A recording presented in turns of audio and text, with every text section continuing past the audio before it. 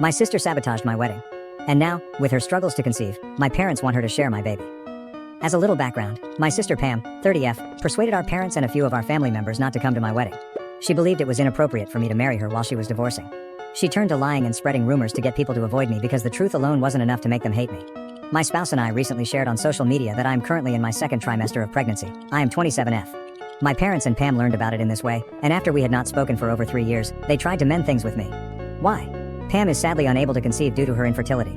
Despite the fact that she has failed multiple IVF cycles, she is adamant about trying again. Pam does not believe that surrogacy or adoption are the best options for her at this time. Since I'm expecting a child, my parents thought it would be beneficial to make amends with Pam so she could spend time with a child who is not directly linked to her. They even proposed that the child have 2 mothers, saying that this would benefit me because I would receive more assistance. My parents really only want to pretend to be a happy family, now that Pam is unable to have children of her own. During the call, I was able to see through their phony politeness. I informed them that I would not accept this idea and that it was completely irrational to expect me to comply. To be honest, it was ridiculous that they even believed I would think about letting Pam act as the mother of my future child. I clarified that they shouldn't have done it because I was expecting a baby and they wanted to give Pam a plaything, but rather because they truly loved me and were sorry for how they treated me. They took issue at what I said, claiming that Pam was prepared to volunteer for her future niece or nephew and that they were just providing assistance because they knew I would require assistance when the kid was born. They said I was being too harsh and that it was all perfectly innocent. I replied that my husband and in-laws were already providing me with all the assistance I required because I was the mother. They should keep avoiding me in the future if it was easy for them to do so in the past. Here's where I might have gone too far. I suggested that Pam might not be able to conceive because she was a horrible person and wouldn't be a good mother. My parents, a few family members, and of course Pam herself sent me a ton of texts after that call. They all demand that I should apologize to them, claiming that what I said was needless and unkind. I shouldn't kick people when they're already down, they say. The issue is that I can still clearly recall every event leading up to my wedding, and I harbor deep animosity toward Pam for her actions. I find it hard to feel bad about what I said. To put things in perspective, while I was organizing my wedding, Pam had already been married for 2 years. Prior to their marriage, she and her ex-husband had been dating for 3 years, and she had always understood his desire to live a childless life. When they began talking about their future after a year of dating, it was among the first things she brought up to our parents. Even though I was in the room at the time, they continued their chat as usual, acting as though I wasn't there. Another problem is that even as a child, Pam and I have never gotten along. She has always been the beloved daughter of our parents. When we were younger, we used to quarrel a lot, but eventually we just learned to ignore one another. She therefore knew for a fact that she wanted children in the future, even if she was telling our parents that her ex-boyfriend preferred a childless existence. In the end, they agreed to bring up the subject again when they were married, and she hoped that by then, he would have changed his mind. She tried to persuade him to have children, but he refused to change his views, and they started fighting a lot. She would frequently look very distraught at family gatherings and tell about how hard it was to stay with him all the time. Her decision to wed a man who had made it apparent that he didn't want children was, in my opinion, her fault. It was she who thought she could make him reconsider. However, she had no right to hold him responsible when she was unable to. Naturally, I kept all of this to myself since I knew it would just cause more problems. I tried to persuade him for a few months before my parents informed me that Pam had returned to live with them permanently following a heated argument with her husband. They told me there was no way out of it at this point. My spouse and I had just begun making deposits for our wedding at this point. After almost 4 years of dating, we had been engaged for a few months. We had waited until we were both comfortable in our employment, even though we had been prepared for marriage for a while. My parents therefore told me that they wanted me to put off my wedding forever when they told me that Pam and her husband were going to divorce. They didn't want me to marry Pam at the same time she was divorcing in order to offend her. They said that Pam already had it difficult because she had to postpone her intentions to have a baby. They said that I should not forward with my wedding in order to spare her feelings because she truly wanted to become a mother. It was likely the most ridiculous and inconsiderate thing they had ever tried to get me to do. I informed them, of course, that I would not delay my wedding for Pam. Whether she liked it or not, I was going to marry. Since we were never close, I didn't care what she thought about my wedding. But my choice did not sit well with my parents. They were upset because I wasn't prepared to put their beloved daughter's sentiments ahead of my own wedding arrangements. They warned me that they wouldn't go if I didn't postpone the wedding. I knew my parents had a soft place for Pam, but I never imagined they would go to such lengths for her, so that was incredibly upsetting and devastating to me. Nevertheless, I accepted it and informed them that they may do as they pleased. Pam wasn't content, even though it should have been the end of it. She didn't like that I was getting married, so she made sure the rest of the family didn't come either. She initially only tried to win people over by saying that it was rude of me to get married while she was going through such a difficult period. Although the majority expressed sympathy for her, they did not specifically state that they would not attend my wedding. She made the decision to step it up after realizing this. She began spreading stories about me because the truth wasn't contentious enough. Pam started claiming that I had been persuading her husband to divorce her because I was envious of her and couldn't bear the idea of her having a child before me. I had never been friends with her spouse, so the allegations were ridiculous. If he and I had ever gotten close, I genuinely doubt Pam would have married him at all. People began to believe her, though, for some reason. She even claimed that I had been bothering her by convincing her spouse that he would be happier without her and manipulating him to leave her. Pam claims that I was to blame for his lack of desire for children since I had reportedly persuaded him that having no children was the way to go for our generation. All of it was false. I assume she lied so firmly that others started to believe her, even though I hadn't really engaged with my brother-in-law when he was married to Pam. Many folks turned down my wedding invites. A couple of my supportive cousins and other family members told me about Pam's comments, so I already knew why. I wasn't shocked to learn that no one provided me with a detailed explanation for their refusal.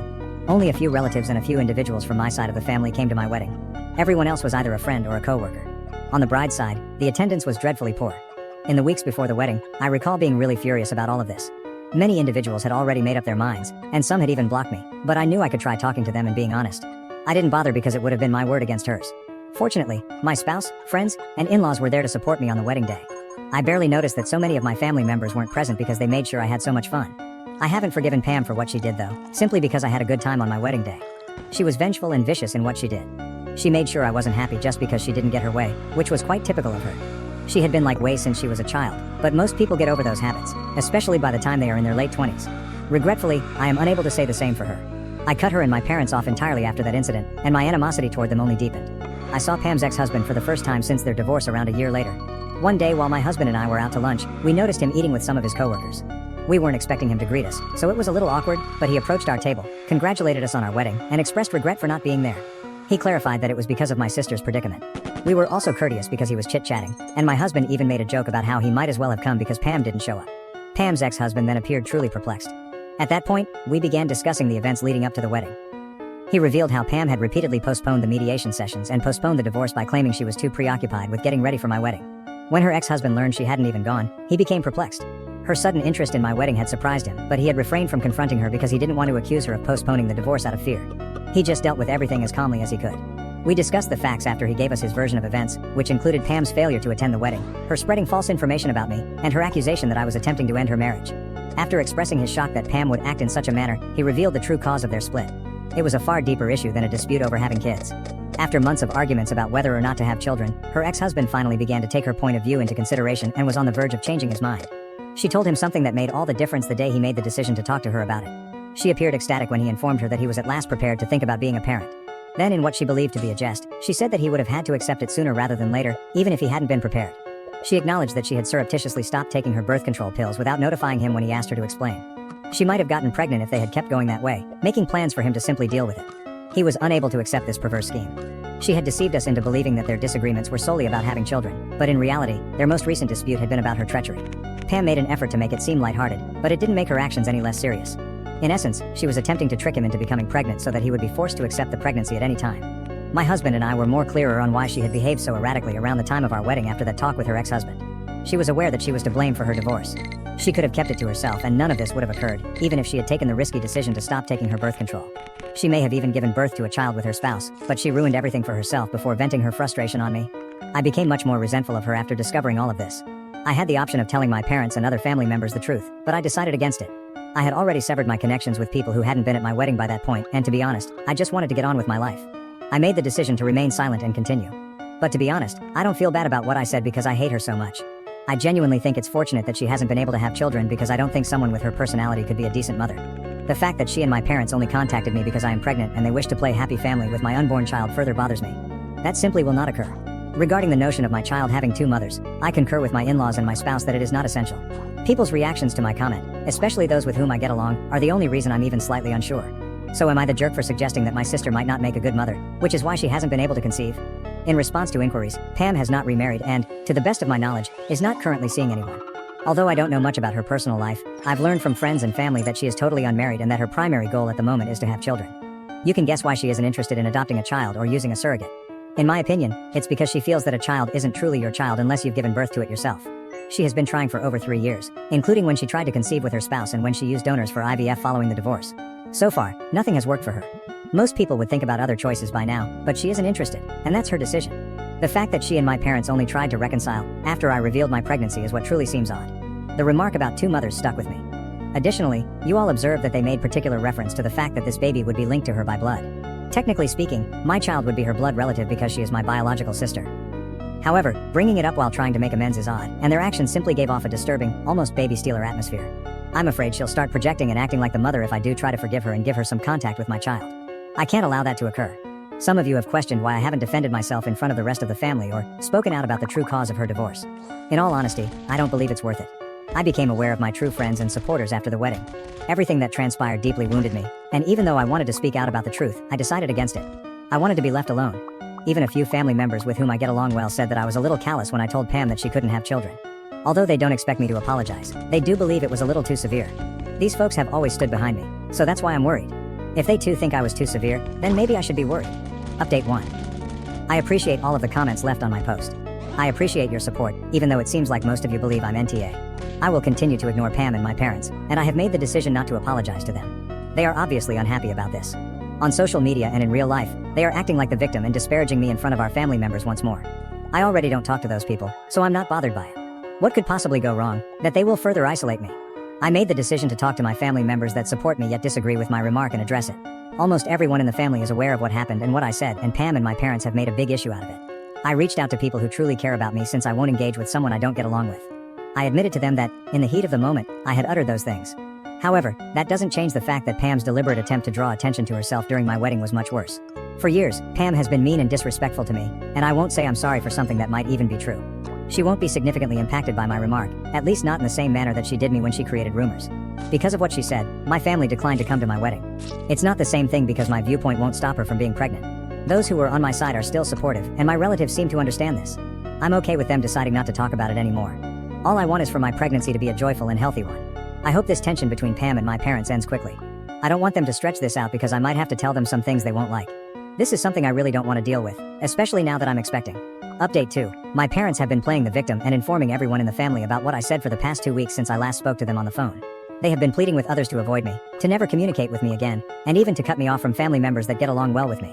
They basically want me shunned by the entire family. My parents haven't been successful in their strategy though, because as I indicated, I was able to work things out with the people I care about. They obviously didn't like it, so they posted disparaging remarks about me on social media.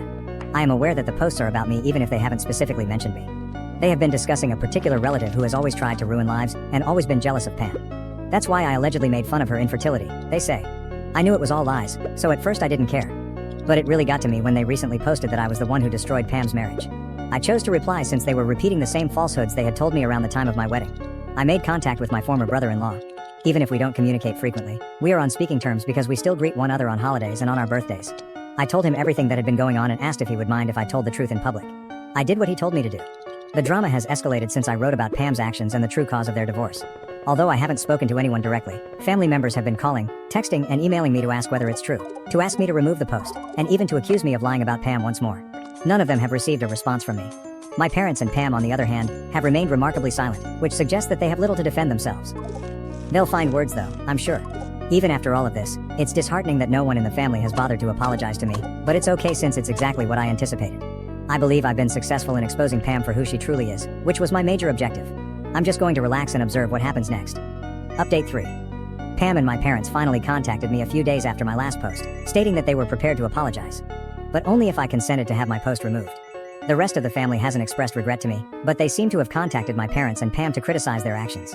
They told my parents that it was unfair to portray me negatively when Pam was ultimately to blame for her divorce. My relationships with my parents have suffered greatly as a result of their years of deceiving the family. It's amazing how fast certain family members went from detesting me to betraying Pam. However, as I already stated, I don't hold it in high regard for those who assumed that I was the cause of Pam's marital issues. They're now equally eager to assume that she was at fault from the beginning. They still refuse to say sorry, and the majority of them have ceased getting in touch with me. No one is requesting me to remove the post, and no one is interested in knowing if I was speaking the truth. I replied to Pam and my parents that I would wait to remove the post until I felt like it. I don't care about their apologies anymore. I responded to their email correspondence and subsequently blocked them. They haven't made an attempt to get in touch with me since, but this morning I made the decision to remove the post, not for them, but rather because I don't want my social media accounts to be overflowing with posts about unimportant people. Retaliation isn't beneficial, and as I mentioned, I want a pleasant and healthy pregnancy journey. Furthermore, I believe that's sufficient punishment for Pam and my parents because they are who they are. I have family and friends who truly care about me, and my spouse and I are content. I really only need that. It doesn't really matter what my sister and parents are doing these days. I hope they understand after everything that has transpired that I don't want to interact with them ever again and avoid me. That's all I have to say, and considering everything that has happened, I doubt they will get in touch anytime soon. I'm grateful to everyone who has helped me, answered my messages, and given me guidance. It is really important to me. Thank you for watching. If you haven't subscribed yet, please do so and hit the notification bell to stay updated with more shocking real-life stories happening around you.